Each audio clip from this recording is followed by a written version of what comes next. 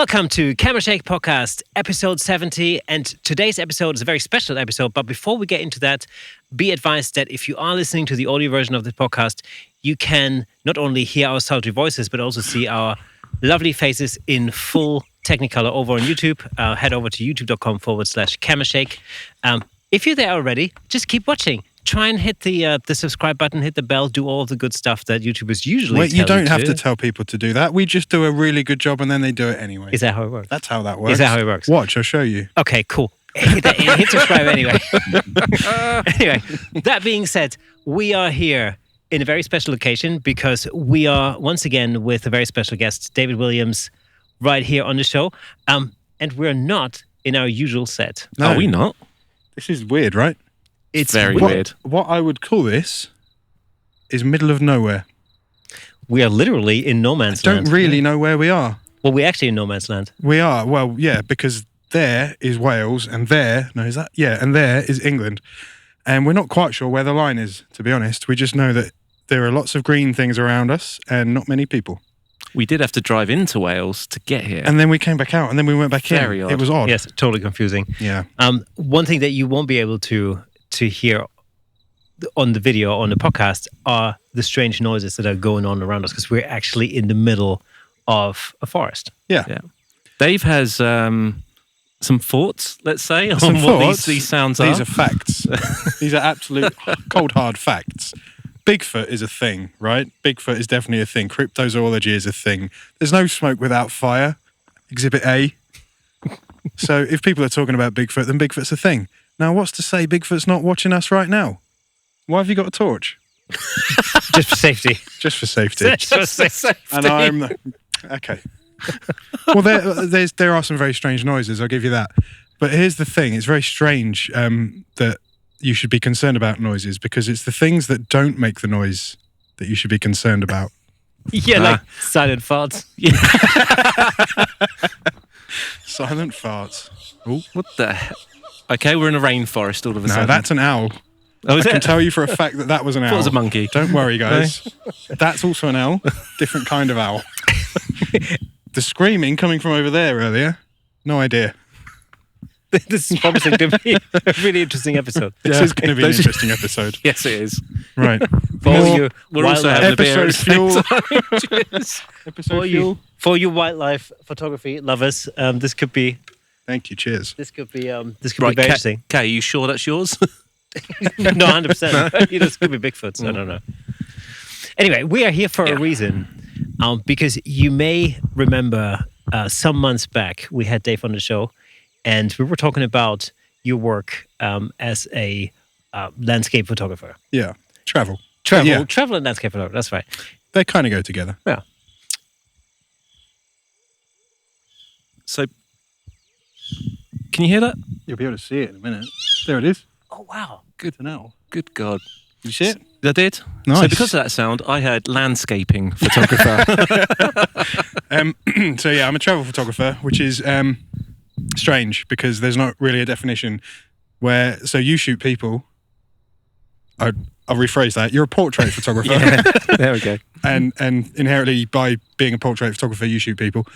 And landscape photographers shoot landscapes, nature photographers shoot nature. Everything in photography that has a genre has a subject, whereas travel photography doesn't really have a subject because landscapes or people or food or whatever it may be are all covered by the genre of travel photography. So travel photography is not about the subject of the photo, rather it's about the feeling that you get as a result of looking at the photo, that you want to be there, that you want to be in the place where the photo was taken. What is that noise?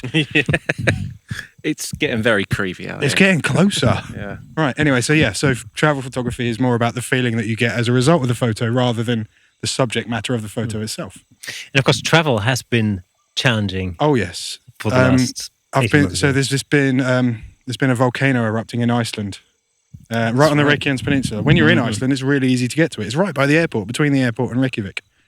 And I've had 5 cancelled flights. 5.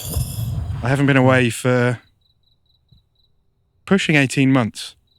And considering I was going away twice a month, every month for 3 years, 4 years before that, it's been quite a shock to the system. And out of that shock has come this van. So this is my ticket to freedom. So what you can see behind us is Dave's van called KOFIFERNWEH. And You nailed that pronunciation. well, it's in the blood. I like what can it. I say? Well done. And why don't you tell us a little bit about the van?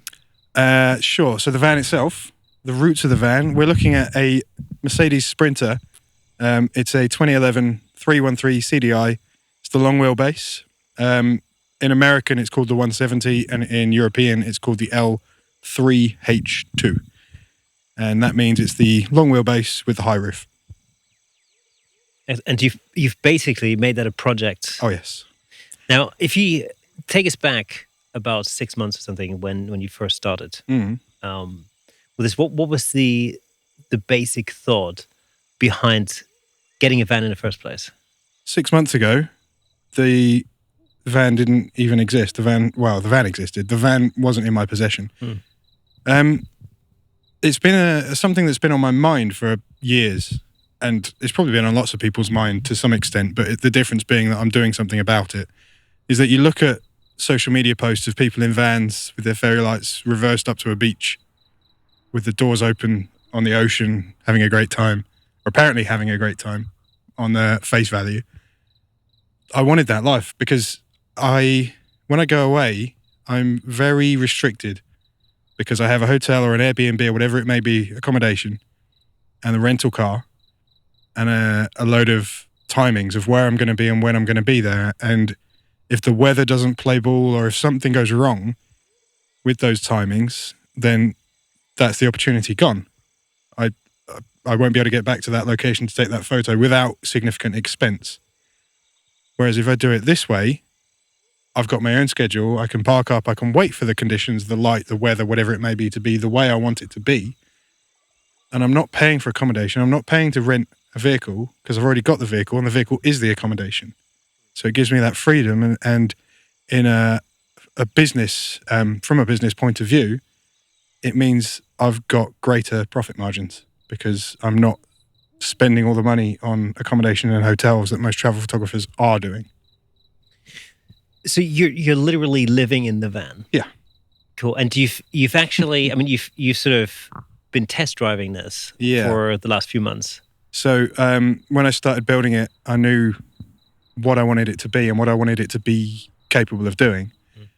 And now that I've got it finished, or when I say finished, it essentially is finished, but there are going to be some adjustments. There's going to be some fine tuning. And that's what's happening now. I'm testing everything out. I'm learning where things belong inside the van and what I need and what I don't need and how everything works, and putting it through, like around here, I was taking it through some serious off-roading just to see what it's actually capable of. So I pushed it until I couldn't physically go any further to see what I can and what I can't get away with, because now is the safe time to do it before I head off on this adventure, which is going to be early November when I'm going to leave the country. Cool. So you're getting everything ready for your first KOFIFERNWEH adventure. KOFIFERNWEH is going to be on a mission, but at the moment, KOFIFERNWEH is going through some serious testing. Serious testing. So I imagine having to live inside the van, right? Yeah. You have to cram in. I can't even begin to imagine the amount of stuff. I bet you've had to be quite innovative in the way that you've you done wouldn't it. believe how much you own that you don't need. Like you fill your house with possessions, but you fill it because of the amount of space you have available. Mm-hmm. If you had less space available, you'd have less possessions. Just like if you make a certain amount of income, you spend that because you live to your means. It's the same with your living space. You live to your means within the space that you have. So you cram your house with stuff that you don't need. And when you do something like this, you realize just how much you don't need it. And so even the things that I've got in here now, after whittling down everything that I've got, putting the important things in storage and getting rid of everything else by dumping it or selling it, I've still got things in here that I don't need, that are just taking up space. And quite importantly for this van, taking weight, because I've got a limit of 3.5 tons. So I can't push that, because although there may be a discrepancy depending on where I am and who's dealing with me, if anything were to go through down the lines of getting stopped by law enforcement, it's just not worth pushing over. And obviously it's affecting my fuel economy. It's affecting various other things as well. So yeah, there's stuff in here that I'm going to get rid of. And it's through the testing, that I'm learning what it is that I need to get rid of, what I really need to keep and what I don't. So, it's really interesting. Practically, how do you go about knowing how much weight you've got in there? Like, how do I weigh the van? Do you actually go and weigh it? You weigh the van, yeah. Excellent. So I've got a 75 litre fuel tank, and a litre is a kilo. So I've got 75 kilos of fuel. Mm-hmm. I've got a 28 litre water tank, so I've got 28 kilos of water. The van itself, I believe, is 2.1 tons with nothing in it, I think. I'm not sure, I think. And last time I checked, the van was 3.49 tons. Wow. No. 3.49, yeah, right on the nose. In terms of how you do that, in the UK, every local authority is supposed to have a weigh station for the public to use. Oh, right. And quite often they're contracted, but I just used one in Guildford. Mm-hmm. They weighed it, gave me a ticket. I think it was a tenner. But then you can do it. They're all linked to VOSA, the Vehicle Standards Agency. So if you're over, they won't let you leave because you're there. You'd be driving illegally overweight. So you can go about it in other ways, like everywhere that has weight, every industry that weight is important for vehicles will have a way of weighing the vehicles. Skip hire, council bin collection, aggregate lorries that carry stones. Mm-hmm. They need to know how much stone they've got in the back. The skips need to know how much the skip weighs. All of these things, therefore, have a weigh bridge. So if you go and find one of these depots and say, "Can I please come and park on your weigh bridge?" they'll generally let you. They might ask for a $5 or something, but they'll generally let you. So yeah, you can go and weigh KOFIFERNWEH or whatever vehicle you want to. I tell you it's what, quite easy. I think we should go weigh the car on the way back, given how much gear we've got in it. Look at all right now. this stuff you bought. Yeah. Fun. Well, we should have waited on the way here and then again on the way back, given how many sausages we've eaten. Yeah, see how many sausages you've lost Nice. in weight. Nice. There's still a couple of sausages there if you're hungry. They won't be there by the end of the podcast. Yeah, for sure. So when you first came up with the idea of converting a van, did you already have the skills? No. Or how did you go about? I don't know. I must have already had the skills. I just didn't know I did. I've done the odd bit of DIY, as I'm sure most people have. Essentially, it was a big puzzle. So everything I did, and this is something I apply to various aspects of my life. And if you've got a big problem, break it down into smaller problems. If you've got a big target, break it into smaller targets. This was a big puzzle that I broke into smaller puzzles. So I knew what I wanted to achieve. I knew I wanted a fixed bed. I knew I wanted to get from the back to the front without getting out. I knew I wanted insulation, a good insulation all the way around, because I want to go to the Arctic a lot. I know I want big tires. There's all these things that I knew I wanted, and then I had to figure out how I was going to do them. And every time I came up against a problem that I didn't know how to deal with, I had to break it down. And essentially, everything that's happened in this van, I've done myself. And it's blown me away that I've been able to, because at the time I was just ploughing on and pushing through and figuring out the solutions to all these problems, the odd cut and graze here and there, but it's done.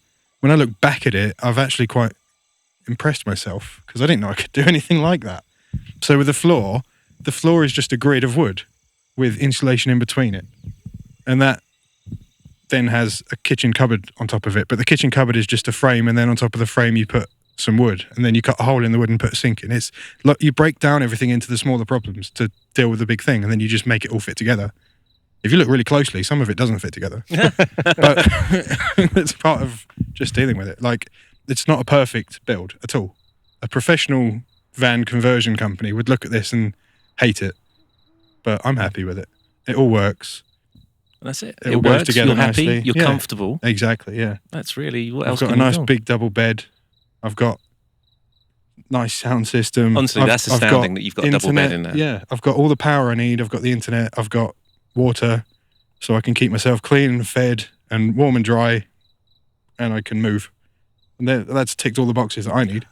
man. I mean, we've been inside and we've driven around in it a little bit today as well, and it's astounding that you've done that all yourself. It's really cool, really cool. I'd love it. I said to you a little earlier on, didn't I? I'm a little bit envious. So just to give you an idea as to what we're really talking about, since you can't see the inside of the van right now, we have shot a little walkthrough video which will be playing now, and you can get an impression as to what it actually looks like inside. And that's what we'll put the video in. But I'm actually going to put it in now.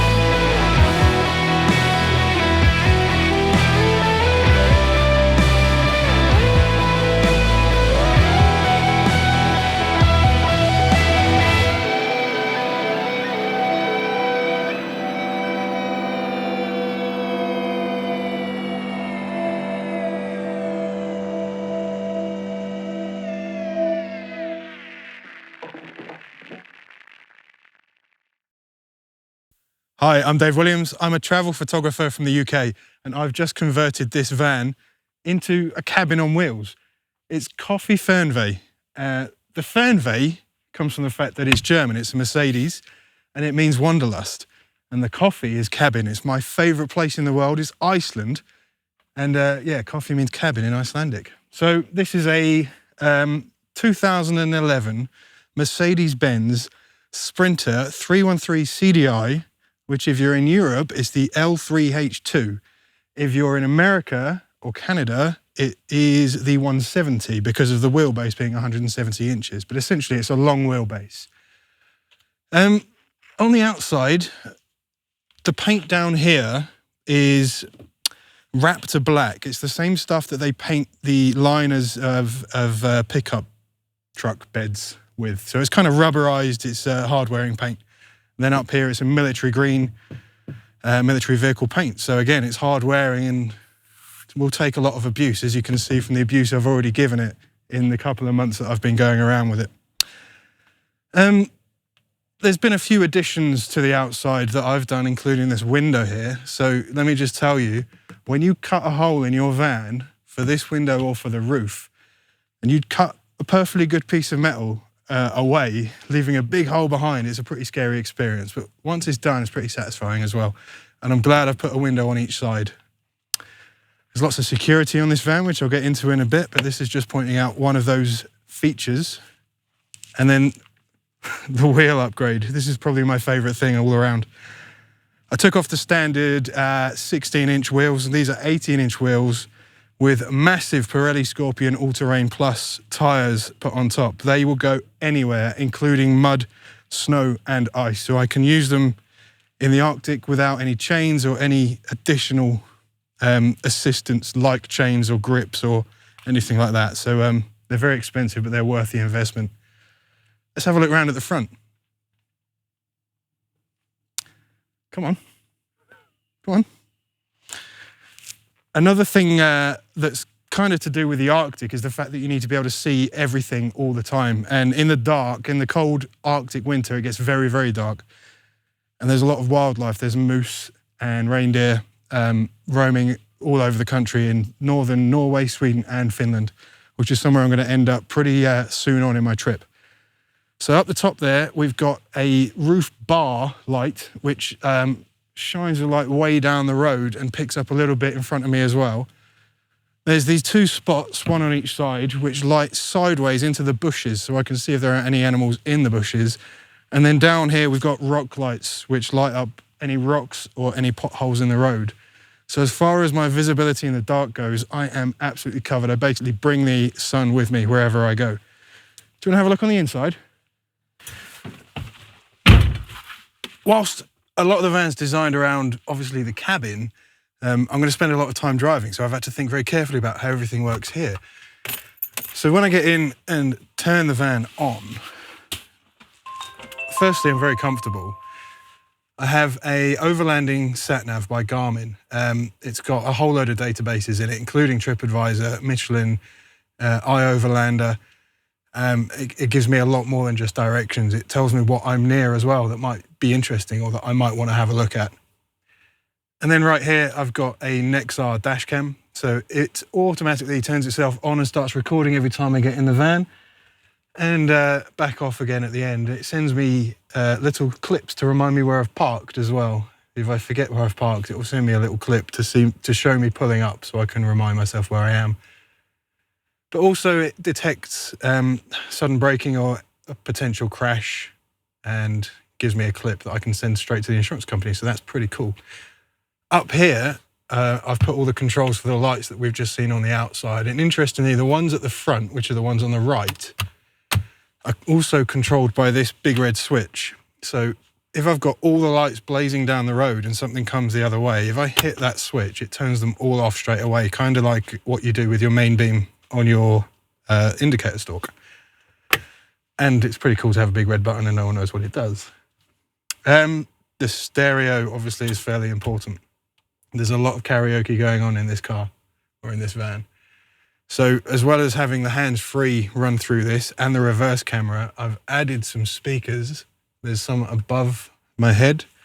There's some right down in the corners by the windscreen and in the doors. So I've got awesome sound. And what else have we got going on here? I've got the phone holder, which is magnetic. So I'll just put my phone there and I'm good to go. And over here, we've got a tracker. This is a Garmin tracker that runs on the Iridium satellite network. So I can send my location to my friends and family and I can have it tracking me on my website so people that are interested in where I am can see exactly where I am all the time. That's on KOFIFERNWEH.com or idavewilliams.com. This is a nifty little thing here. This is an altimeter. Attimeter. It shows my attitude, not my attitude, but the attitude of the van, whether it's leaning to the left or right or up or down. So I know when I pull up somewhere and I want to sleep for the night, whether I'm level or not. That's the thing that helps me determine that. And everything else you see around here is pretty standard for a Mercedes Sprinter. If I come into the back though, you'll first notice that the seat beside me swivels. So it can spin all the way around to face into the back, and that really opens up the living area in the cabin. And if I didn't want to sit on the bench back there, I could sit on this passenger seat facing backwards straight in. And another consideration that I've given regarding filming and photographing myself, because obviously a lot of the adventure is to do with what I'm getting up to and where I am in the world, I've added some camera mounts. So straight up here, we've got a Platypod Ultra screwed into the ceiling that I can attach a GoPro to, which sits within arm's reach all the time. So I can record myself driving. It can go straight out the front window as well. Into the back, into the cabin. One of the considerations when I designed this is that I want to be able to get from the back to the front without getting out. And as you can see, it's very simple. You just step through. That involved getting the double seat that was there, that came with the van, removing the double seat and putting this single swivel seat in. That was hard work, but not as hard as the 4 seats that were here, that were bolted through the floor. And it must have taken me about a week to get them out with the rusted up bolts that were holding everything in place. But now it's done. You can see what I've done in the back here. So I've just mentioned that I wanted to get from the front into the back, or back into the front, without getting out of the van. The other things that I absolutely wanted were somewhere to sit, somewhere to sleep without having to build the bed every day, and somewhere to cook on the inside of the van. And because I'm going to cold places, or the plan is to go to a lot of cold places, I wanted all the water storage to be on the inside of the van so that it wouldn't be on tanks mounted to the bottom where it might freeze up. Let's go around this area first, I guess. From the front, there's loads of storage all around the top on both sides and at the front. And this is where things that I need to get to quickly and easily are stored. So there's a load of books here, toiletries. This is all camera equipment, This is my polar bear, as you can see. He lives there. Up at the front, there's a whole load of stuff to do with shopping. So all my bags and everything is there. There's a curtain that goes on the window on the door. Velcro, that's up there. Batteries, anything that I need to get to quickly that's nothing to do with photography or books or toiletries is there. And this side, this is all about coffee. This is the coffee cupboard. So everything in here, apart from the tea bags, is to do with making myself a good cup of coffee. The way I do that is I don't have fixed cooking facilities. I've got a sink with running water, and as you can see here, it's all connected in, it's all fancy looking, but there's nowhere to cook. And the reason is that the amount of countries I'm going to be going to is going to give me a problem with gas, where every country's got a different gas fitting, a different propane fitting, or a different kind of gas bottle, that it would just give me a headache. So if I come up with something else, different options for cooking, like you would when you're camping, that will solve those problems. So down here, there's a cooking stove that comes out onto the countertop, and it takes small cartridges. Also, I've got, what's it called? A camping gas. That can come and sit up here, and that can take its place. I've got a jet boil for boiling water very quickly. The fuel's down there for that. Basically, it looks like there's nowhere to cook, but actually there's so many different options that I've solved the problems that I would have of having the wrong connections, the wrong gas bottles, by simply just having lots and lots of different options. And it all just sits here, where it can vent out through the door if I open the door a crack. And I've got all this space over here left over to do my preparing and my washing up and everything else. So behind me, the bench seat, all my cushions to make everything nice and comfortable, including my personalised KOFIFERNWEH cushion that my sister got me. This is awesome.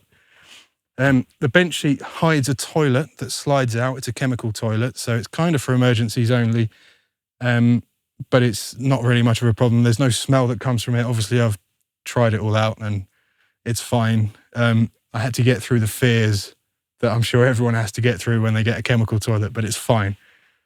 And then the rest of it picks up to reveal 2 storage compartments inside. Most of the stuff in here is to do with photography and to do with the kitchen. Which brings us back over to the rest of the kitchen. Underneath the sink, just down here, in fact, you can see where the water goes in. So there's 2 tanks side by side. The fresh water tank on this side is filled up through anything through this funnel or through a hose that I can connect, and it carries 28 litres of fresh water that goes to this pump and straight into this tap. When it drains out, it goes into the tank beside it, which is the grey water or the wastewater tank, also 28 litres. And I just open a ball valve down on the floor and it drains straight out. So if I park over a drain or somewhere appropriate, depending on what I've put down the sink, I can empty it straight back out again. Beside that is the bin, and then there's a whole load of food storage. A chest of drawers at the end with more food storage and all my cutlery. And then we've got this nifty cupboard, which has got all my plates and all my pots and pans, and then a bit more storage for mostly charging related stuff. There's camera cables and there's a trail cam. When I park up and I want to see what's outside the van at night, this is very interesting. So I can just strap it to a tree.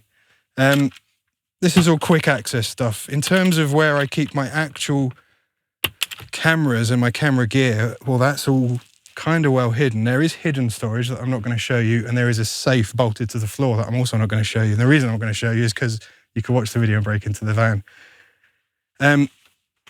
But all that stuff is hidden away, tucked away, but it's in a place where I can access it if I need to. Below the cupboard is the fridge freezer, but the interesting bit about this area is the bit in between the cupboard and the fridge. So these 2 planks here, they hide all the brains behind the van. So in there's a fuse box, the solar charge controller, the inverter controller. What else is in there? My broadband is in there. There's a whole load of stuff in there that I access through a flap in the cupboard that is the brains behind the van. So the solar wires run down here behind this wood and they go straight into there. And then they go into the solar charge controller, MPPT, which is a Victron 130, I think is the model. Goes to the 2 lithium batteries, which are 110 amp hours each. And then back into the fuse board, and it's spread out throughout the van to various places where I can charge things. So if you look up here, this is the most obvious one. This is a USB point. There are 5 of them spread throughout the van. And that runs 12 volt DC power, which most things will run on. But you'll see that I'm currently uploading some stuff on my laptop, and my laptop uses a standard house plug, an AC plug, and that's hidden behind here. So I can turn that on and off. It's 1800 watts. It uses quite a lot of power, but I've got quite a lot of power coming in from the solar. And if you look around the van, you'll see that most things have at least 2 uses. There's not much space, and I have to be careful of everything that goes in here because of the weight. So most things have got at least 2 uses, perhaps 3. But then everything needs a contingency. So as well as the water, I've got water tanks in the back that I can fill up just in case this breaks or freezes over or something goes wrong here. Just like with the power, as well as the solar power, I've got power coming from the engine. So there's a split charge running to the alternator that also tops up the batteries. So if anything goes wrong with the solar panels, I'm still making my own power. Up at the back there is a full-size double bed. And I was quite impressed. I managed to get a full-size double bed in there, but I did. And it's very, very comfortable. It's quite high up, so it's kind of like, what are they called? It's kind of like a Japanese pod hotel in that you have sort of squeeze into the space, but once you're in it, it feels more open than it looks from the outside. All the clothes are stored beside it in 2 shelves, which I'm calling the wardrobe. And then the rest of the van is all hidden in the back. There's a massive garage space, and I've also got a printer on a slide out so I can print anywhere I am in the world. So we talked about the solar charge controller there. Those cables come from this 385 watt solar panel fixed up on the roof there, and I can tilt that so I can point it at the sun if I'm in the Arctic and there isn't a lot of sunlight available, so I can maximize on that. That's mounted on some Titan roof bars. The next thing on the roof as we go back is my skylight. It's a Dometic Heki 2, and it is enormous, but it sits right above the bed. So I can sit in a bed at night looking up at the stars, and the amount of shooting stars I've seen already is phenomenal. And the next thing back from that, I've got lights all the way around at the back, on the left, on the right, and 2 facing backwards. And it's the same lights as the rock lights on the front. So they will light up the whole area if I need to, if I want to see what's going on, or if I need to set up camp or anything like that. And I also talked about the reverse camera that I have, which is right here. So I've got 2 cameras facing backwards, one for security and one for vision. I think that's the reverse camera and that's the security camera. So I can always see what's going on outside as well. More security on the back, and a step, which is obviously very handy for sitting on when you're having a cup of coffee outside. And that takes us into the garage area. Now it's a mess because it's not ready, but this is it. You can see the bed here, so I've got access to the mattress in order to change the sheets or anything like that. And I've got this headboard here that I made, which is a piece of wood, with some pipe insulation on it and some fabric stapled over the top, which I thought was very clever. Next to that, we've got some hanging space, and the hanging space is for my big heavy winter jackets. There's a couple of hooks there, and there's also some hooks here. And then that leads us to these boxes. This one's for the camping stuff. This one's photography stuff like tripods and things that I don't need to access that often. And a ladder here that gets me up onto the roof. I've also got these max tracks because every now and then I might get stuck. I have been stuck in rental cars in the snow and the ice and had to get rescued, and I don't want to get rescued in this. So I've got as much as I can to self-rescue, including these max tracks and some ropes and winch pulleys and all sorts of other stuff. And then that leads to the fun stuff. everything else in here is about having fun. So there's all the tools and the fluids and some spare water all tucked in down here, but there's also a sledge, ice skates, ice axe, climbing ropes. There's my ski poles. The skis are down the side there. A hammock, just some shelters, all my walking shoes. These are all my other trainers, the ones that are out of action, so I can switch my shoes up whenever I need to. The whole back of the van, apart from all this useful stuff, is all about having fun and having adventures while I'm on the road. Well, that's pretty much it. That's KOFIFERNWEH. I'm Dave Williams, and you can find everything about me and the van at idavewilliams.com. Thank you for having a little look around with me.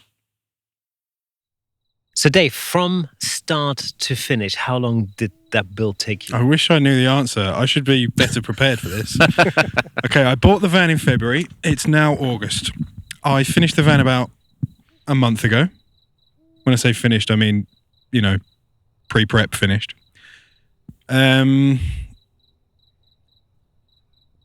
I worked solidly for about 5 weeks when I bought the van, getting stuff done, getting everything prepped, painted, stripping out what was in there before and putting in what I wanted. Then I spent another 6 or 7 weeks doing all the woodwork, and then another couple of weeks finishing it or finishing touches. Let's call it 3 months, maybe 3.5. God, it's not bad. That's amazing. That's quick. How many YouTube videos did you have to watch? Oh, loads. YouTube is the answer to everything. If you don't know how to fix a solar panel, wire a solar panel, sort out a water pump, 12-volt water pump, just painting the van, there's so many things that YouTube will tell you the answer to. I've watched loads and loads and loads. So I think one of the things that people will be interested in is just really how it works. Like, how do you create energy, for example? So if I walk through the whole thing then, the engine, conventionally, an engine will charge a battery. The alternator will take the spinning motion of the engine and that will spin a coil which will generate electric and put it into the battery. I've tapped into that with something called a split charger. So it splits that charge, sends some of it to the van battery and some of it to what's called the house batteries, or the leisure batteries, we call them. Oh, leisure batteries. Exactly. Oh. In the industry, we call them the house batteries, though. The house batteries are what powers everything in the back of the van. And you can't rely on one thing. You have to have a redundancy. So that's the redundancy. And the main source is the solar. So up on the roof, there's 385-watt solar panel. And that goes straight down into a cupboard above the fridge, which is where the brains are. It's the flux capacitors in there. I like the sci-fi reference there. Very good. Thank you. Thank you. And then next to the flux capacitor is the solar charge controller, which is, I think, it's called the MPPT, the solar charge controller. And that takes the solar charge and it comes through as more amps and more watts than can be dealt with by the battery. So it converts it to what can be dealt with by the battery and plugs it in. So it charges the batteries that way. And the batteries are lithium ion. So the same as the batteries in your phone, just bigger. And the reason I went for those is because a conventional gel acid battery that you would have is very, very heavy. So these are very lightweight. And they also last for longer. And I'm able to use all of the energy that's stored within them instead of being limited to half of them as you would be with a gel acid battery or any kind of acid battery. There's 220 amp hours of energy in those. And an amp hour is obviously an amp per hour. So 220 of them is more than sufficient. And this solar panel can give me a lot of energy in very low light, which is why I chose it as well. Because when I'm up in the north, in the top of Norway, Sweden, Finland, and in the winter there's not a lot of light, that's going to maximize how much energy is coming from the light that's available to me, or for the short time that the light's available to me. What else is going on there? So that goes into the fuse board, and it's the same blade fuses you get in the front of the vehicle. I've put the same thing into the back because it's a 12-volt system as well. That feeds all the USB sockets. It feeds everything that I've got going on in the back. The lights, the USBs, the water pump, the fridge, it all runs off that with various different fuses at various different power levels. Also, coming from there, I've got an inverter, and that inverts this DC power into AC power. AC is the standard electric you have in your socket in your house. So it converts it from a direct current into a wave that you have with alternating current. So it's a pure sine wave inverter. And it gives me 1800 watts of power, which is plenty to charge my laptop or my portable speaker or anything else that uses AC power. And incidentally, it is what's running the main light here at the moment. The van has a wire coming out, which is lighting all of us up. So that's how good it is. Just saying. Super duper. I did that, guys. What else have we got going on? Well, that's pretty much it in terms of how the power is made and dealt with. Everything that I've got there, including the battery for the van, goes through to my phone. So I've got apps on here where I can check let's have an interesting little look here and see if... You're not going to turn our light off if we're drawing too much power, are you? So it says 100%. If you look here, that's the house battery. That's 100%. And the reason it's showing 100% is because it's above 13 volts. Okay. So anything above 30. So it's not like on your phone where it says 100%, 50%, whatever. What I need to do is make sure I keep the voltage at a good level. And if it drops below that level, I need to charge it back up again. So anything above 13 is good. At the minute, it's 13.22. That's plenty. It's still going to run these lights for ages. Then there's loads of other tech going on here. I can check into my dash cam and look through it. I can look through the camera at the back. And I've got thermometers dotted about. So this app here shows me various locations in the van where I've put Bluetooth thermometers. So it's 20 degrees in bed at the moment. It's 17 in the front. It's 16 in the kitchen. And I've got one that I can put outside as well. I mean, it's all tech. The solar panel, the solar charge controller's got Bluetooth as well, so I can see exactly how much power is coming all the time. So if I park in the shade, I can decide if it's too shady by how much power I'm generating. So pretty cool. Much like yourself, Kate. It's very fancy stuff. Absolutely. So yeah, that's what's going on with the power. So your solar panel goes down while you're out on your trip. We'll get onto trips shortly. But so you're out and about, solar panel goes down. Right. You've got your so house battery. Redundancy, as in the solar panel breaks? Yep. So the redundancy is the split charge. You know, Sasquatch comes down and just puts his foot through it, something like that. The engine still charges. So there's always a backup. There's always a redundancy. So everything needs to have a redundancy. Every system needs a backup. And everything I have should have a couple of jobs, a couple of purposes. So I've tried to do that as best as I can. So if the solar panel goes, that's fine, because the engine will charge the batteries in the back as well. What can you say? I'm not as stupid as I look. So here's the question though. Go on. What if your engine breaks? Ooh, what if my engine breaks? Well, fortunately, I've got a mechanic in the family and a mechanic good friend of the family, so I can call on them to, there's a lot of things that I can do with an engine. Not all things, but a lot of things. That's a double redundancy. So if I can't figure it out myself and I call them and they can't figure it out, then I've got my global recovery to fall back on. Right. So I've got a global recovery that will bring me home and the van. Well, see, I mean, this is like, on a serious note, but I need it. The thing is, like when you think about it, I mean, you're obviously, you're going to be traveling in this van and you're going to be potentially relatively far away from any form of, civilization as such. Yeah. Did you have to sort of skill up in terms of like engineering? Like I wouldn't have the first idea about how to fix anything about my car. I'm generally interested in that sort of stuff anyway. I'm a bit weird. Like at school, I didn't do great with my GCSEs or my A-levels, but that's because I wasn't really interested. And the things that I am interested in, I would go out of my way to learn. So I've got some strange qualifications that I've gone out and got myself. and it's some of them are to do with engineering and stuff. So here's a strange one. I've got a City and Guilds in aircraft restoration. That came in handy. What? Really? I've got a City and Guilds in aircraft restoration, aviation heritage. I've got a BTEC in aviation studies. I've got a diploma in travel writing. The things that I'm interested in, I'll go out of my way to learn and get qualified in, if necessary, if it's appropriate. I'm currently studying Norse mythology. Are you? Yeah. Wow. Cool. But yeah, so these things are the things that I'm generally interested in anyway. So I have an understanding of them, and if I don't have an understanding of them and I need to, I will go out of my way to learn so that I can fix things myself and deal with things myself if it comes to it. Which means I completely understand the engine.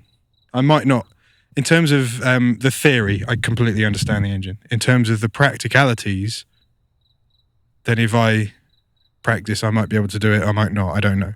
So it depends whether, if something goes wrong where I understand it and can apply the understanding, I might be able to fix it myself, but otherwise covered with breakdown cover.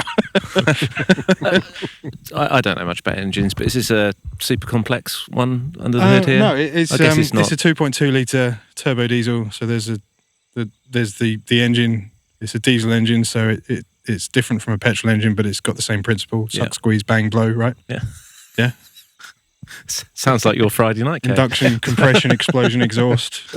So fuel goes in, squeezes, explodes, and then comes out the back, and that's how it just keeps going. And then there's a turbo fitted to it, which just changes the air pressures and gets a bit more power out of it. And Still sounds like your Friday night cake. Why just a Friday night? What day is it today? Das ist gut, ja. Ja, alles klar. What day are we on? Wednesday. I have no idea. Wednesday, yeah, I believe so. Wednesday night in the woods. Yeah. With Kersten. This is what you get. Yeah. Suck, squeeze, bang, blow. But yeah, anyway, so the principles are all the same. Like, I don't really need to know much about AC power that you have in your house because I have a box that goes to a plug. DC power is similar to the way water flows. I mean, you put a tap in, it changes. You put a valve in, it changes. Guys, is that Bigfoot? Would these mics have picked that up? Possibly. Possibly. Jumping up and down on the bed, it might have been. I'm telling you. So DC power, the power that I have that runs everything, the USBs and everything, it flows like water flows. So it's the same principles. You just need to think it's not water, it's power. don't confuse it with water. Don't put them together either.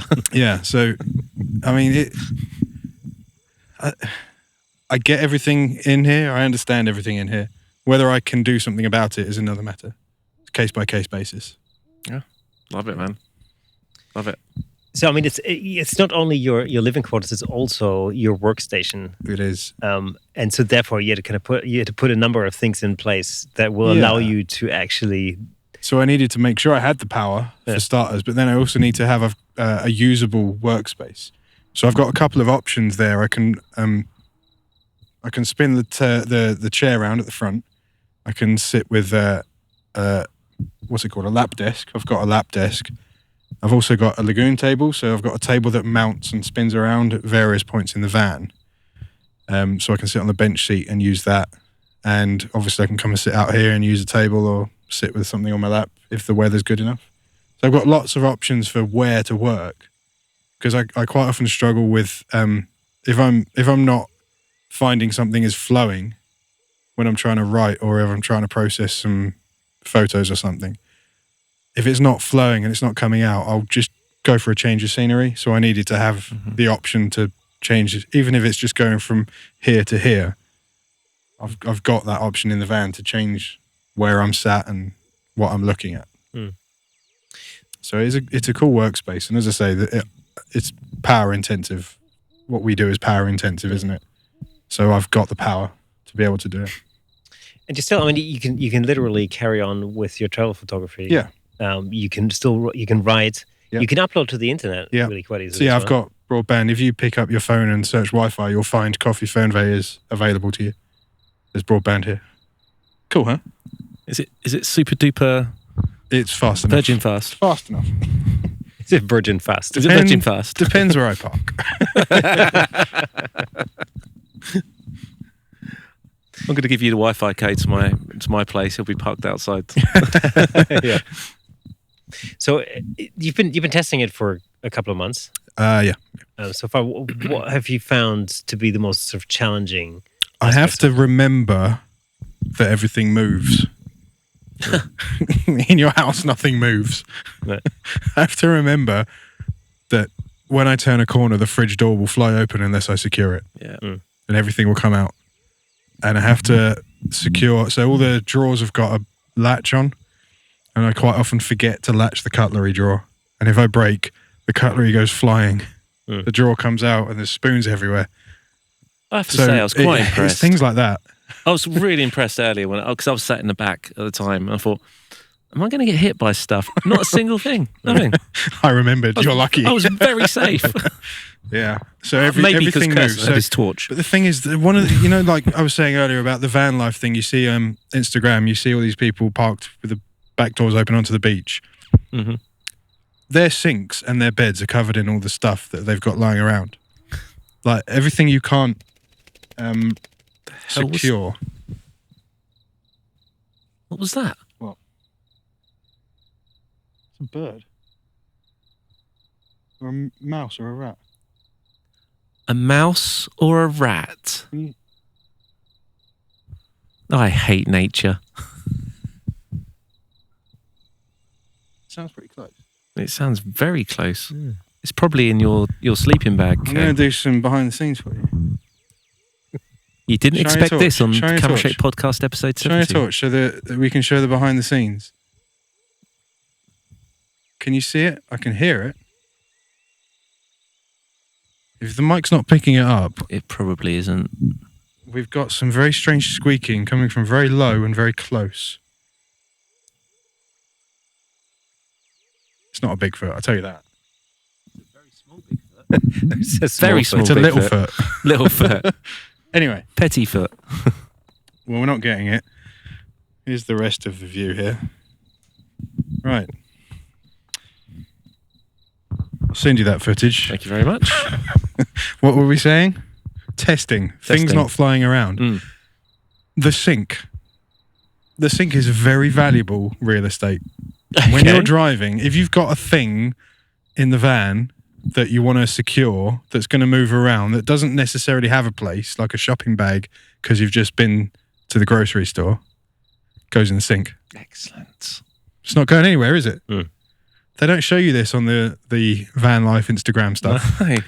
And the bed as well. Whatever, like bottles and things like that you don't want to move, just stick it on the bed. It's not going anywhere.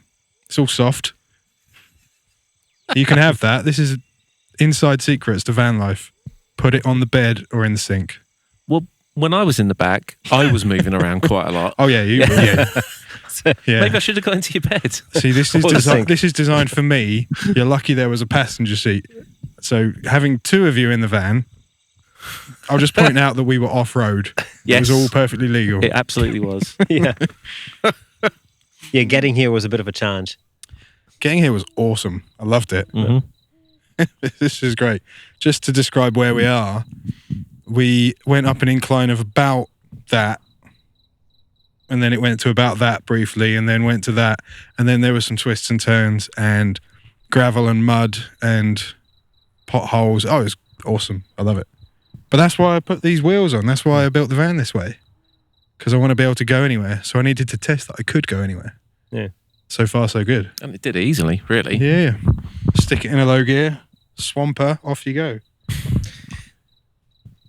So now that you've almost pretty much completed the van, Yeah. What's your first project going to be? The first trip. Mm-hmm. I'll talk you through the whole thing if you want, Sure. because it's all very loose, so I can't very specifically say what's going to happen, but I can guide you through the first 3 months. So Schengen, the Schengen area is somewhere that I can only be for 3 months at a time out of every 6 because of Brexit, because I've got a UK passport and now they're worth nothing. Yeah. So for those of you who are listening from far afield, the Schengen area is essentially continental Europe. It's the EU and 4 other members. Those members being Switzerland, Iceland, Norway, and Liechtenstein, I think. There's another, so there's those 3 big ones and then a small one. I think it's Liechtenstein. It might be Andorra. Anyway, a small one. So essentially, yeah, if I go into the EU area, there are a couple of EU countries that are not in the Schengen, and it works both ways. But yeah, it's once you enter the outside of the Schengen area via any country that's a member of the Schengen area, you are then free to cross borders within the Schengen area without being checked, without the visa. Once you're in one, you can go through them all, essentially. We used to be able to do that last year. Now we can't. And I'm still trying to find a way around that. But so far, I can't come up with anything that's going to help me. So I'm going to have to just do 3 months in, 3 months out, 3 months in, 3 months out, because the countries that I want to visit the most are in the Schengen area. And there are no visas that you could get. There is no such thing as a Schengen visa. There is, but we don't need it. But what it would give you if you did need it is 3 months access. Oh, right. Great. So I would need to find a way to stay in a country that get residency, or another way of staying in a country that is a member of the Schengen area. Maybe I'll set up a business in one of them. I don't know. Maybe I can be adopted by someone from Germany. Excellent. Well, why not? Why not? You heard it. So I heard yes. Anyway, what I'm going to do is the most likely thing that's going to happen at the moment, based on all the planning I'm doing, is I'm going to leave early November, cross the Eurotunnel into France, turn left, and then go through Belgium, Holland, Germany, overnight somewhere near Hamburg, and then drive up into Denmark and get a ferry from Hirtshals at the top of Denmark over to Seyðisfjörður in Iceland. And I don't know if you got that pronunciation, but it's Seyðisfjörður. I believe it was perfect pronunciation. Thank you. I'm going to spend a few weeks in Iceland. This is the plan. So if this doesn't happen, I'm sorry, but this is the plan. Then I'm going to get on the ferry again and over to Tórshavn, which is in the Faroe Islands. Spend about 10 days there. The Faroe Islands, if you've never been, by the way, is terrible for your mobile phone because they don't really have any roaming agreement with anyone, but they've got really, really fast data. It's incredible. It's insanely fast. But they just if you want it, it's £100 a day. So yeah, about 10 days there with no internet. I'll just have to use the Wi-Fi at the one Burger King in the whole country. Breakfast, lunch and dinner. Exactly, yeah. Back over to Hirtshals, drive down to Copenhagen, or Copenhagen if you're going for pronunciation in other languages. Have you heard of the Øresund Bridge or the Øresund Bridge? Øresund Bridge. Øresund Bridge. Yeah, isn't that the bridge that connects Denmark to Sweden? It is. Yeah. But do you know what's kooky about it? It was featured in the TV series The Bridge. It's that bridge. It's that bridge. So it's a bridge, but it's also a tunnel. Oh, is it? Yeah. I did not know that. Okay, so on the Danish side, you go into a tunnel, and then halfway through the Øresund Strait, which is the water between Denmark and Sweden, or Copenhagen and Malmö, comes out of the water and over into a bridge. It's really cool. How Look bizarre. it up. That'd be So amazing. anyway, yeah, I'll arrive in Malmö and then left again up towards Oslo. Spend about 10 days mooching about in the bottom of Norway, doing things like Preikestolen and what else is there? There's Tvindefossen. There's the Atlantirshavn, the Atlantic Ocean bridge that bounces between the islands. I actually rode there on a motorbike. It was in Triumph magazine. So I want to do it again in this because, why not? It's cool. It's a really cool bridge. And then up into Sweden to Kiruna, arrive in Kiruna and that general area, which is Lapland, in time for Christmas. So I'll get there about the 21st of December. Then back into Norway, up to the top of Norway to the Nordkapp for New Year's. So I'll be at the northernmost point in Europe for New Year's, assuming the weather allows me to get there. And then down into Lofoten Islands, Senja, that sort of area for a bit, and then back out into Finland, to Lappi, go skiing, and then duck out into Russia and down into Belarus to get out of the Schengen area. That's the plan. That's a journey. So that is UK, France, Belgium, Holland, Germany, Denmark, Sweden, Norway, Finland, Russia. 10 countries, 3 months. It'd be fun, Around right? the world in 180 It'd be 180 days fine. springs to mind. Yeah. But then Wow, the man. bit after that is going to be countries that I've never been to before, because it's outside in Eastern Europe, and I'm going to have to stay out of the Schengen area. And although there are countries in that general area that I've been to, there are lots that I haven't. So I'm going to explore and tick a few off as well. Is 3 months long enough to do all of those countries? And 3 months Get for around that there. first bit, yeah. yeah, I mean, it's going to be tight, but yeah, I mean, it depends on the weather and everything else as well. Sure. So there are places I might not be able to go to because it might be too snowy, too icy, too cold, whatever. They might just be closed. Like Preikestolen is Pulpit Rock. Have you seen Mission Impossible where they're on the big ledge? Yeah. That's Yeah. Preikestolen. And in December, that's not going to be fun. I'm going to do it. It's going to be fun for me, but it's not. It's going to be icy, snowy, cold, middle of no. It's dangerous. I think maybe the word. and while your plans still might change, I know that, but knowing you've already worked out where you might run into weather issues Yeah. and what you will do should you face weather Yeah, issues. exactly. There, right? If I get any issues, I know which way to turn, and what the backup plan is. Yeah. Okay. So like the North Cape, the Nordkap, the idea is to be there for New Year's Eve and New Year's Day, but there's a chance that I might not be able to get there because I went there in October last time I was there, and even then it was difficult Oh wow. because I was driving through a snow cloud. You're on the top of the mountain Amazing. in, like, the snow's not even falling, it's just there, you're in it. Do you know what I mean? It was crazy, and like howling gales and everything else. So yeah, I mean, there's things that might go wrong, there's things that might not work, but there's backup plans in place as well. And various places along this route, I know people. I don't know if I know who they are, they know who I am. If I needed them, they'd probably help me. Do you know what I mean? Yeah. When I get up to the Lofoten Islands in the top of Norway, I've definitely got friends there. But along the way, there's people I know, acquaintances, that if I run into trouble, I think I could call on them. Oh, I'm sure. So there's always I'm sure they would. there's fam. always things in place. Yeah, no, we could drive over and help you. Do it. Yeah, I'm up no for that. problem. We can go and record another episode in the snow. Yeah. Okay, you can't wear your winter coat. Oh, Guys, have you seen this coat he's wearing? Yeah. It's not even cold. We've got a fire, man-made fire. We were just saying we might take the hoodies off. Yeah, I think I It's- might. It's quite sweaty. it's very, very, very cold. Very cold. Wow. Okay. This is like, isn't that like demonstrative of, like, you know, like the Viking style Brits versus the beach body Central Europe. Beach body? Beach body. Yeah, for sure. Wow. Oh, you my. might have Pamela Anderson's hair, but that's about it. Way. Wow. And I may have some of her tattoos as well. Ooh, okay. We Well, have to prove well. that later. You should see him in his red one piece later Oh, well, that is going to happen. with your big plastic thing. Wow. This is something I don't want to see. Oh, you haven't got a choice. Okay. I could just turn the lights off. Remember? I'm No, powering he's got safety torch. Oh, yeah. There is the safety torch. I'm For slightly- the scary squeaky thing in the bush. I tell you what, I'm slightly intrigued by the fact that we seem to be attracting. Oh, yeah. Some But that's people- good because it means they're not in the tent because they're there. That's very That's true. true. The lights are attracting all the bugs. Yeah.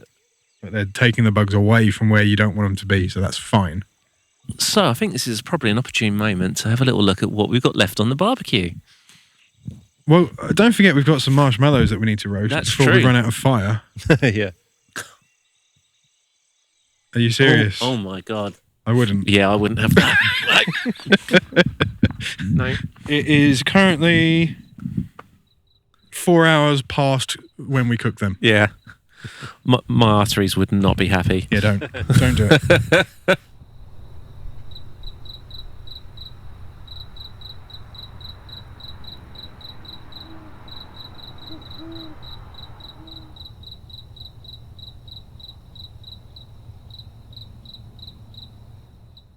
Guten Abend, willkommen bei das Kammerschuken Podcast mit Dave, Kersten und Nick. Wo ist mein Handy? Mein Handy ist hier. Mein Handy ist verloren. Ja. Yeah, it's useful to know little bits of other languages. Das ist gut. Yeah, that is good. What's going to get you anywhere? That'll get you far That's enough. all I learned at school. Das ist gut. Yeah. Das ist richtig. Well, again, that's all you ever need.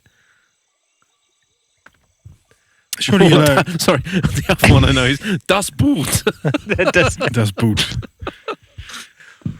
Oh, this is educational Yes. as well as informative. Of course. All right. Okay. French? Ready? Let's go. What do you mean, let's go? That's all in. Stay in. We're already in. Damn it. So you're planning on living in a van for a good couple of years. Yeah. So obviously, I explained the rationale behind it earlier, but the next thing beyond the van is going to be obviously settling somewhere, and I'd quite like to settle somewhere else, somewhere that's not in this country. I like the idea of an off-grid homesteady situation somewhere, perhaps in the Arctic, Finland, Sweden, or Norway, maybe even Iceland. I don't know, but we'll see. The van's going to show me more of the world and at a different pace as well, where I'll be able to explore it slowly and see more of it and see how it all links together. Rather than getting on a plane and suddenly being somewhere else, I'll be able to join the dots and see what's all along the way. So yeah, I mean, we'll see what happens in a couple of years. I might get bored of it. I might not. It might be sooner. It might be later. I don't know. Do you plan on being back here during those 2 years at all? Yeah, there's a lot of the UK, particularly Scotland and Ireland. When I say Ireland, obviously I'm not talking about the UK. I'm talking about Ireland. But there's a lot of our islands, the British Isles, that I want to see, that I haven't seen. The first time I went to Scotland, it just blew me away. And so I went back and I visited Skye. I rode up on my motorbike to the Isle of Skye and explored there a bit more. And there's so much more of Scotland I want to see. Similarly, I went to Ireland and I haven't been back yet and I want to. So, yeah, I will be back over here. But as for where I'm based, I don't know. I'm based in the van. All right. That's deep, right? That's really deep. See outside my house, tapping into my Tapping your Wi-Fi. So how are you going to finance your travels? Because I think one of the it pays for itself. Yeah. Already. Like I teach photography. I sell photos. I write about photography. It pays for itself already. So it's still going to continue to pay for itself. Yeah. But all of those things can be done nomadically. They can be done from the van. They can be done from anywhere. So if they can be done from anywhere, then why not move myself while I do them? So I can pull over and write something, take some photos, and then tomorrow I'll be somewhere else doing the same thing, but in different surroundings and different scenery, taking different photos of a different place, but still writing and doing everything that I would have done anyway. I'll just be doing it from here rather than from a flat looking out of a window wishing I was somewhere else. I know when you were last on, Dave, you shared with us kind of how lockdown and all of that affected you negatively, right? Yeah. And so obviously we've come out of lockdown and things have started to ease up, but travel's still been pretty much non-existent, it's still tricky. Right? It's there, but it's not easy, is it? Do you feel, just knowing that you're going to be doing this, as that, even back in February when you started doing this? In here, I'm free. Yeah, exactly. Yeah, it's completely improved my outlook, whereas I was just annoyed, frustrated before, not being able to do anything or go anywhere. Creating travel photography, travel content, whilst not being able to move is tricky. Whilst you can, travel photography is not necessarily going somewhere, it's getting your viewer to go somewhere. So for you, it could be down the road, taking photos down the road from where you live. But for me, the travel, the moving about is part of the experience, is part of what I enjoy. And that's one of the reasons why I do it. So yeah, now that I've got this that's released that lock that was on me from before, and I'm getting closer and closer and closer to actually going, it's awesome. I can't wait. I really can't wait, which is why I'm putting it through its paces as hard as I can to make sure everything's right, everything works before I actually go. Hence driving up this hill and nearly breaking things. And making me drive up it too. Yeah. Sorry. It coped just. But I mean, you know, it's to have found a way out, if you know what I mean, is impressive. You know, you've looked at what you love and go, you know what, sod this. I'm going to go and do that. Yeah. And you found a way to do it. And you've put a lot of work into it. And the thing is, there's nothing to stop anyone from doing that, really. I mean, there are different people who've got different levels of things holding them back. Yeah. Family being the big one. But if there's nothing really tying you somewhere, then you can do this. You can go and get a van. You can figure out how to do it. I didn't know how to do it. I figured out how to do it.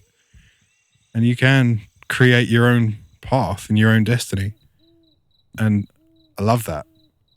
I'm completely in charge of what's going to happen next. I don't know what's going to happen next, but I'm in charge of it. So yeah, it's awesome.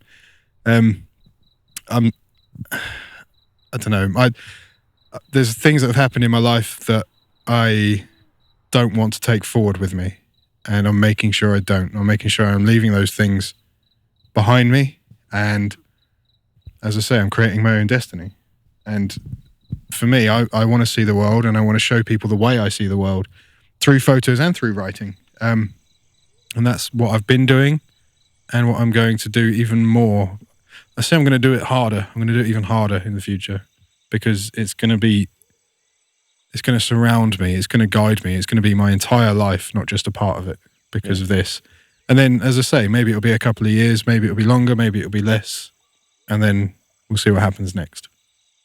Wow. It's cool, huh? Yeah, it's really cool. You know, just for anyone, even if this isn't your thing, this isn't what you would want to do, you've just got to take inspiration from the fact that someone's gone out there and actually doing the thing that they want to do. Yeah. You know, I certainly do. I certainly do, man. What's the inspiration behind the name KOFIFERNWEH? Good question. Very good question. So, it's a Mercedes. Mercedes is German, and Fernweh, the second half of the name, means wanderlust in German. So the desire to travel. My favourite place in the world is Iceland. I've been there, I don't know how many times, lots and lots of times, maybe 15, 20 times, lots of times. Coffee, it's got two meanings in Icelandic. Coffee is one of them. Coffee means coffee, which is convenient because I love coffee. And then there's cabin. So it's a cabin. If you plug the two together, it's a cabin with a desire to travel. And I know it's not catchy. I know KOFIFERNWEH is a mouthful, and I know it's not memorable, and I don't care, because that's not the point of it. No. The branding of me and what I do is still the same. It's DAVE Williams. The name's on the side of the van. It's on the front, the back, the side. It's everywhere. It says idavewilliams.com. KOFIFERNWEH is just the van. It's the van's identity. So it's kind of a brand in itself, but it doesn't matter, because if you go to KOFIFERNWEH.com, it's a mask URL that puts you on my website, idavewilliams.com. So it's purely, I like the name. It's unique, and if you're going to remember it, you're going to remember it. If you're not, then if you see it, you'd recognize it. You know, it's not the biggest deal in the world, but it means something. The root of the word means something. And it looks cool. The logo looks cool. Yes, you know what I find really interesting about what you've done is you've really actually, you know, you've given the van itself personality, and it's become, you know, another actor in your story. Do you know how many people have sent me messages, like text messages, Facebook messages, Instagram messages, said, I saw a green van earlier, I thought it was you.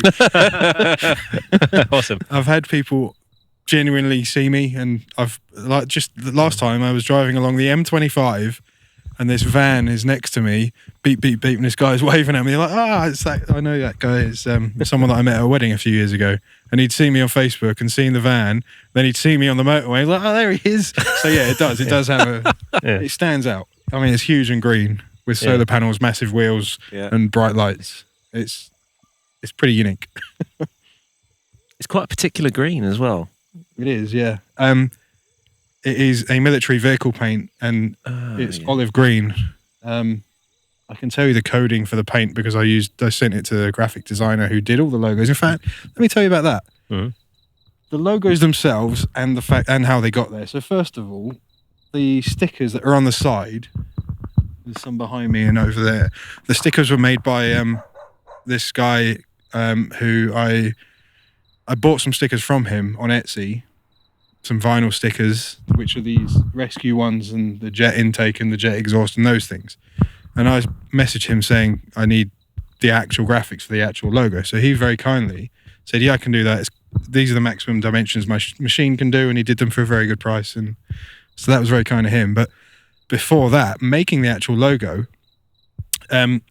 somebody called Kimberly Richardson, who goes by the moniker White Seal Graphics, is a graphic designer based in California in the USA, and she follows my photography, and she's kept up with me for quite a while and was messaging me, and lots of people message me on social media, and I don't mean to sound horrible or anything, but you just kind of, there's so many that you can forget, but some people stand out. She was one of the ones that stood out. And interestingly, when I released the second edition of my Northern Lights book, she sent me a message about how the book's great, but the graphics suck. Excellent. and so I was thinking, okay, are you offering? And she said, whatever you need, just let me know and I'll do it for you. So she was just willing to help. She's an experienced graphic designer who wanted to help me out. And so I went to her and said, look, I'm doing this van project. I've got these ideas, but I have no idea how to do it. I don't want to go onto one of these websites that charges you for something that's off the shelf. I want my own logo with my own criteria. And I told her it's got to be about mountains, cameras, Vikings. It's got to have like Norse or Viking looking words and writing. It's got to have a compass. It's got to have the Vegvisir. It's not. People think it's the Viking compass. It's not Viking. It's Icelandic. But anyway, the compass that's on the front of the van and in the logo. I told her all this stuff, and she came back with this awesome logo, which is the one that's on the van now. There's no deviation. This is the first thing she came up with. Was like, yeah, that's it. She just did a few tweaks and stretched a few things out, and yeah, it was perfect. Amazing. Now we're working on some stickers, so there will be merch. Merch. It's going to be merch shop. I'll give you guys some stickers. I've got some test stickers. Awesome. I'll give you some. I would like a hoodie, please. I'm going to get a hoodie done. There's going to be a hoodie. There's going to be hats. Sweatshirts. There's going to be all sorts of stuff. Merch, guys. I'll have one of everything and I'll wear it all at once. You mean like this guy's wearing everything? It's not even cold. Everything I own, I wear right now. Are you actually cold, dude? I'm never cold, yeah. Oh, bless you. Oh. I mean, not anymore because I'm wearing my coat. Just go by the fire. Man-made fire. Would you like to be spooned? No, careful. but Careful. I just had an idea. Careful. Think about that, didn't you? Yeah, just for a second.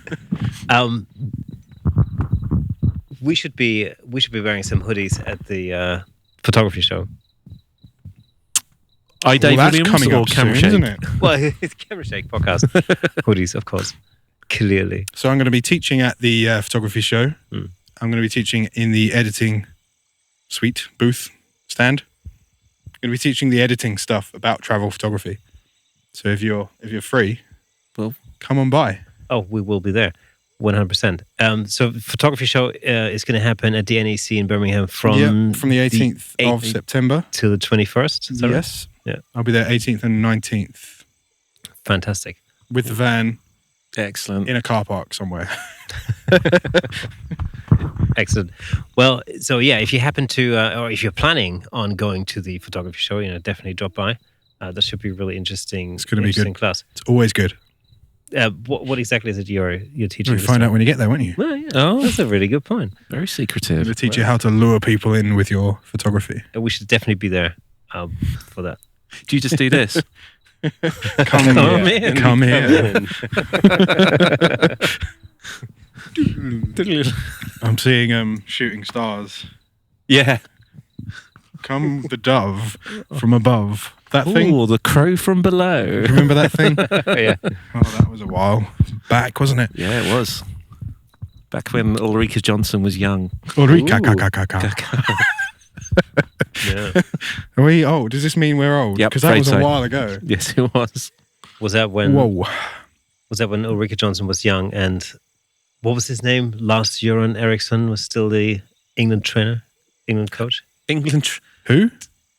Sven Goran Oh, Eriksson. Sven, not Lars. Okay, Sven. Yeah. See, that's how much I know about football. It kind of rhymed. It was in the right direction. Lars Göran.